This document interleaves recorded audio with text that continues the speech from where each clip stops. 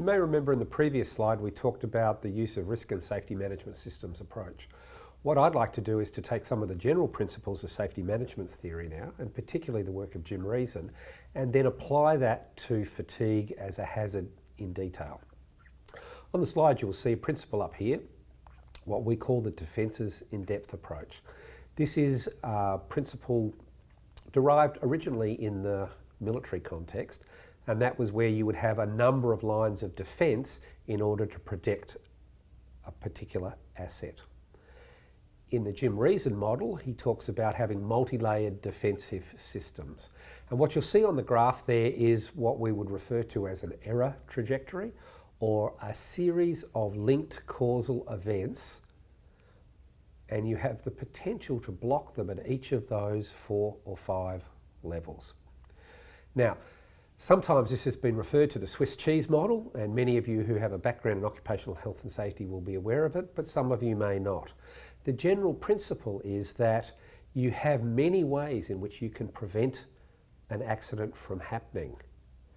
The difficulty is that most organisations try to look for just 1 or 2 ways to prevent an accident. And I can give you a really good example of this. A couple of years ago, I went to see a demonstration at my children's school, and part of the demonstration day was that we got to see the kids working, well, what used to be called woodwork, but now is called design and technology, but the principles are effectively the same. What was very interesting about this particular demonstration was that when we walked into the classroom, it was nothing like the classroom that I'd learnt woodwork in 30 or 40 years before that. If you went into the classroom, and we could take a classic piece of equipment that you would see in a woodworking classroom, there was a benchtop saw. This is the kind of circular saw with a blade that penetrates through a metal table, and then you push a piece of wood through it to cut it.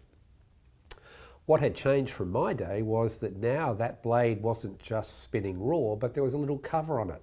And it was quite a clever little cover, because as you pushed the piece of wood through the cover, it raised the cover, cut the wood, and then as soon as the wood separated, the cover fell back down again. And this minimised the chances that you could stick your thumbs or your fingers into the blade.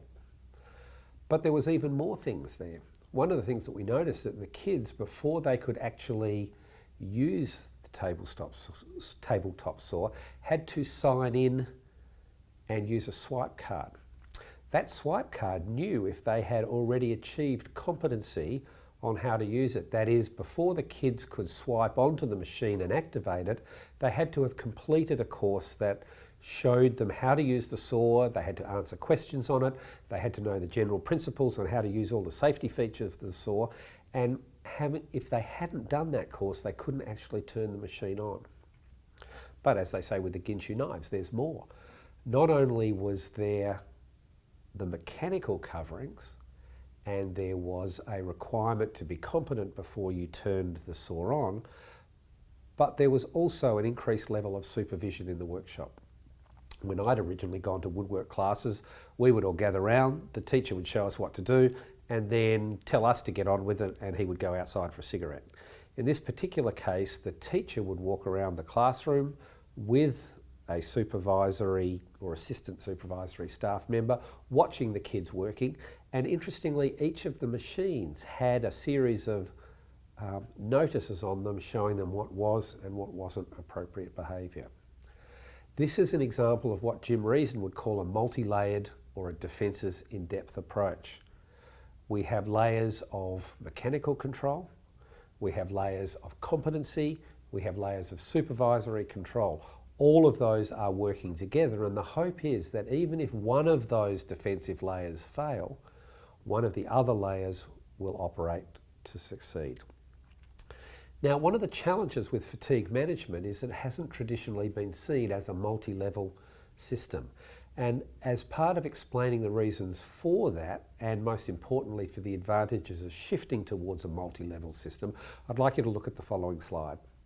If you look at this graph, you will see that we have given a stylistic representation of the relationship between what it costs for a control and its relative effectiveness. If you look on the x-axis, you will see that we have varied systematically the effectiveness of a control, going from 0 to just under 100%. And on the y-axis, you can see the relative cost of that control. If you'd like to think about this in practical terms, your typical administrative or procedural controls, which are of some but not complete effectiveness, typically fall on the left-hand side of the curve. And your super duper mechanical controls, which remove most of the likelihood of any accident, are the ones that come to the right-hand side, but they typically come at a significant cost relative to, for example, an administrative control. The key point to understand in an organisation is that you have a choice. You can move to the right, that is, you can take the control that you have in place and try to improve it, but that comes at a cost. On the other hand, if you think back to the last slide, if you have a multi-level control system, then you have the potential to not only improve the effectiveness of an individual control, but you have the opportunity to add additional controls into the system. And this is the magic part of what Jim Reason has talked about. In many cases, introducing multiple levels of control in a system is cheaper and more cost effective than endlessly refining a single control. And let me try and illustrate that with a little bit of maths in the next slide. This graph tries to show you a very simple 3-level system. And then what you can see on the columns is we have manipulated the relative efficacy of each level of control. The best way, if you come across the Jim Reason stuff, is to think about each of the levels of control like a piece of Swiss cheese, and the relative effectiveness of that piece of cheese is proportional to the relative size of the holes to the cheese. So if you have a piece of Swiss cheese that's nearly all cheese and very little holes, that would have a high level of effectiveness, say 80 or 90%. On the other hand, if you have a very low effective control, that is a simple administrative control, it may be more whole than cheese. That is, it may be only 20 to 30% effective. What we've done in this demonstration is to manipulate the level of effectiveness of each of the controls, and we've tried to look at the overall effectiveness of each of the systems, having systematically varied the effectiveness of each of those controls. So if we take the column on the left, we have 3 controls, each of which are 80% effective. That means as the number of potential incidents reaches the first control, it will stop 80% of them. That is, 20% will go through to the next control, at which point 80% of those will be blocked, and then the remaining 20% of that will go through to level 3, where we will block another 80% of them. Let's imagine that there were 1,000 potential events at the top of that event trajectory. At level 1, about 80% of those will be knocked out. So from that original 1,000 potential events, 80% of them have been blocked, so we now only have 200. As they hit the level 2 control, 80% of those 200 remaining events will be eliminated, which takes us down to 40. Again, when it reaches level 3, 80% of those remaining 40 will be eliminated, leaving only 8 of the original 1,000 potential event trajectories. And you'll see there on the column at the bottom, it will show you that 99.2%, that is 8 out of 1,000 events remain, and 99.2% of all of the events have been prevented. Now, where the magic occurs is to look at what happens if I systematically vary the relative effectiveness of each of these levels. So each of the columns represents 3 levels at 80, 60, 40 and 20% effectiveness respectively. So on the right hand side, where we have 3 layers, each of which is 20% effective, we have effectively 3 very porous pieces of cheese, or 3 very simple administrative controls perhaps.